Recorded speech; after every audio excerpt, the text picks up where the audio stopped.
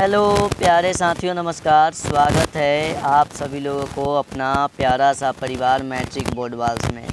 Welcome to my education YouTube channel matric board बाल्स। तो मैं आज आप सभी लोगों के सामने लेकर आया हूँ हिंदी की ऑब्जेक्टिव की बहुत ही महत्वपूर्ण क्लास।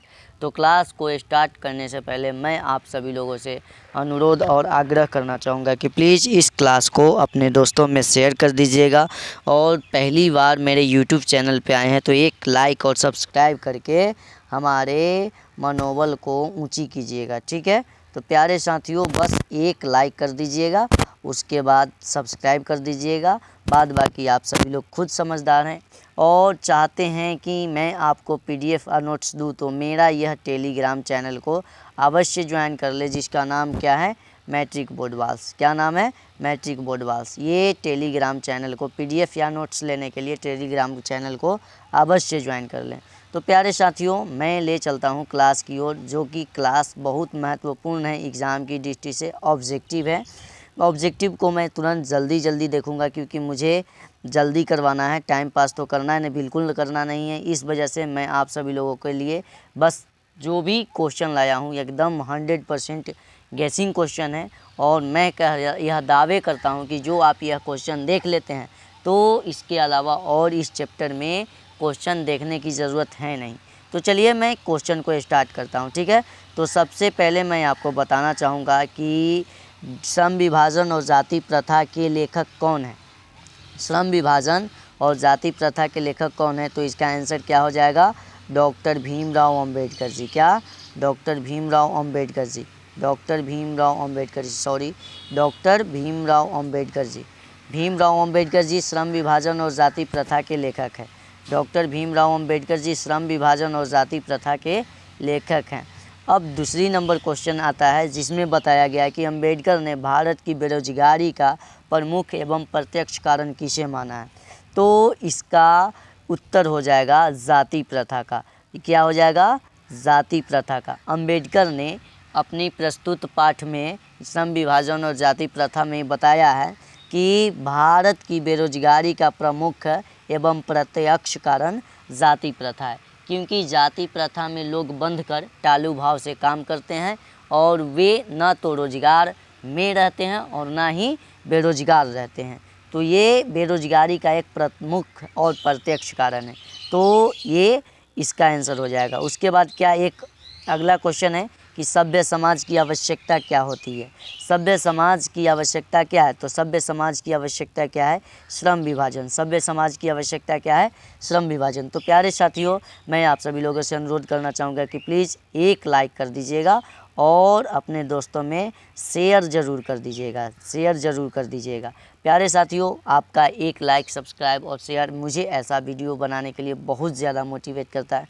तो मैं आप सभी लोगों के सामने कभी कुछ नहीं भूलूंगा और जो मेरे साथ आपने उपकार किया है इसका बदला मैं अवश्य आपको साथ चुकाऊंगा, क्योंकि आप सभी लोग मुझे जिस तरह से सपोर्ट कर रहे हैं प्लीज़ वैसे ही करते रहिए।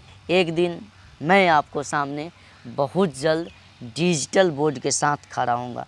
प्यारे साथियों, अगला क्वेश्चन आता है जिसमें मैं आपको बताने वाला हूं कि हु आर शुद्राज की रचना किसने की है। Who are Shudras, who are Shudras की रचना किसने की है? तो ये महात्मा गांधी, यतीन्द्र मिश्र, भीमराव अंबेडकर, मैक्स मुलर। बताइए, यतीन्द्र मिश्र, महात्मा गांधी, भीमराव अंबेडकर या मैक्स मुलर? तो इसका आंसर हो जाएगा भीमराव अंबेडकर। डॉक्टर भीमराव अंबेडकर जी, डॉक्टर भीमराव अंबेडकर जी किए थे। तो हु आर शुद्राज की रचना डॉक्टर भीमराव अंबेडकर ने किया था। तो अगला क्वेश्चन क्या है कि भीमराव अंबेडकर के चिंतन, भीमराव अंबेडकर के चिंतन के प्रेरक व्यक्ति थे। ए में कबीर, बी में महात्मा गांधी, सी में दयानंद सरस्वती और डी में मदन मोहन मालवीय। बताइए प्यारे साथियों, बताइए कि इसका आंसर क्या होगा। तो इसका आंसर हमें लगता है कि ए होना चाहिए, क्योंकि इनके 3 प्रमुख प्रेरक व्यक्ति थे जिसमें बुद्ध, कबीर और ज्योतिबा फुले थे। तो इसमें बुद्ध नहीं है और न ही ज्योतिबा फुले है, तो हो जाएंगे कबीर। तो इसका राइट आंसर क्या हो जाएगा? कबीर हो जाएगा। अब अगला क्वेश्चन मैं देखता हूं जिसमें बताया गया है कि श्रम विभाजन और जाति प्रथा शीर्षक के लिए श्रम विभाजन और जाति प्रथा शीर्षक पाठ किस पुस्तक से लिया गया है? श्रम विभाजन और जाति प्रथा शीर्षक पाठ किस पुस्तक से लिया गया है? तो बताइए ये कौन से पुस्तक से लिया गया है? ए में द अनस्टेबल्स, बी में एनिहिलेशन ऑफ कास्ट, सी में हु आर शूद्राज, डी में बुद्ध एंड हिज धम्मा। तो बताइए, हमें लगता है कि इसका आंसर बी होना चाहिए।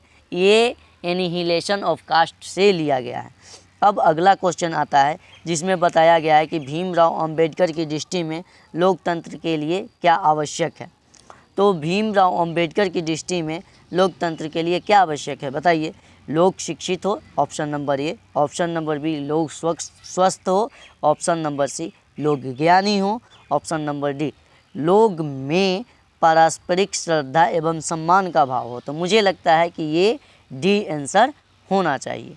ये बहुत ही इम्पॉर्टेंट क्लास है प्यारे साथियों, बस अपने देखकर नहीं रहना है, अपने दोस्तों में शेयर ज़रूर कर दीजिएगा। अगला क्वेश्चन आता है जिसमें मैं आपको बताऊंगा कि अगला क्वेश्चन क्या है। जाति प्रथा का दूषित सिद्धांत क्या है? जाति प्रथा का दूषित सिद्धांत क्या है? ऑप्शन ए सभी एक दूसरे के विरोधी हैं, बी सभी आपस में ईर्ष्या भाव रखते हैं, सी गर्भधारण में ही पेशा निर्धारण करना, डी एक दूसरे के टांग खींचते हैं। तो मुझे लगता है कि इसका आंसर सी होना चाहिए, क्योंकि जब माँ अपने गर्भ में एक बच्चे को पालती है तो उसी वक्त उसका पेशा निर्धारित कर दिया जाता है। तो ये जाति प्रथा का बिल्कुल दूषित सिद्धांत है। प्यारे साथियों, इसके आगे और जो क्वेश्चन है वो है बुद्धिज्म एंड कम्युनिज्म के लेखक कौन है? तो बताइए, बुद्धिज्म एंड कम्युनिज्म के लेखक कौन है? रविंद्रनाथ टैगोर या रविंद्रनाथ ठाकुर? टैगोर उन्हीं को कहा जाता है। Option number B Ram Iqbal Singh Rakesh, option number C Baba Saheb Bhimrao Ambedkar, option number D Ramdhari Singh Dinkar. तो मुझे लगता है कि इसका आंसर ऑप्शन नंबर सी होना चाहिए। बाबा साहब भीमराव अंबेडकर जी ने क्या किए थे? इसको क्या किए थे? लिखे थे। उसके बाद अब अगला क्वेश्चन आता है, लगता है कि भाईचारे का लिखा हुआ है कि भाईचारे का दूसरा नाम क्या है? लिखा गया है कि भाईचारे का दूसरा नाम क्या है? ऑप्शन नंबर ए राजतंत्र, ऑप्शन नंबर बी लोकतंत्र, ऑप्शन नंबर सी श्रम, ऑप्शन नंबर डी सहयोग। तो मुझे लगता है कि इसका नंबर ऑप्शन नंबर बी होना चाहिए, क्योंकि भाईचारे का दूसरा नाम क्या है? लोकतंत्र। क्या नाम है? लोकतंत्र। क्या नाम है? लोकतंत्र। क्या नाम है? लोकतंत्र। प्यारे साथियों, मैं आपको बताना चाहूँगा कि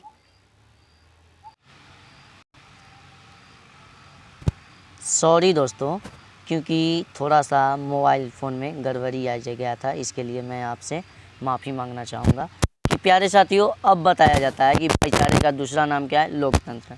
तो ये थी आपकी सेशन का पूरा ऑब्जेक्टिव। ज़्यादा तो नहीं है, लेकिन जो है एकदम सिक्योर है। कोई बकवास क्वेश्चन नहीं लिया गया है, गेसिंग क्वेश्चन लिया गया है। प्यारे साथियों, मैं आपको बताना चाहूँगा कि जो भी आप PDF या नोट्स लेना चाहते हैं तो हमारे इस टेलीग्राम चैनल, जो कि PDF या नोट्स लेने के लिए टेलीग्राम चैनल को ज्वाइन करें, ठीक है। अंतिम में मैंने आपको बताया कि प्यारा सा एक लाइक करके मुझे ऐसा वीडियो बनाने के लिए मोटिवेट कीजिएगा, ठीक है। बाद बाकी आप सभी लोगों को सहयोग से मैं बहुत ही बेहतरीन ढंग से आपके साथ एक से एक तरीके से आपको एकदम आसानी तरीके से पढ़ाने की कोशिश करता हूँ, ठीक है। तो प्यारे साथियों, मिलता हूँ किसी अगले वीडियो में, तब तक के bye, take care, love you मेरे दोस्त।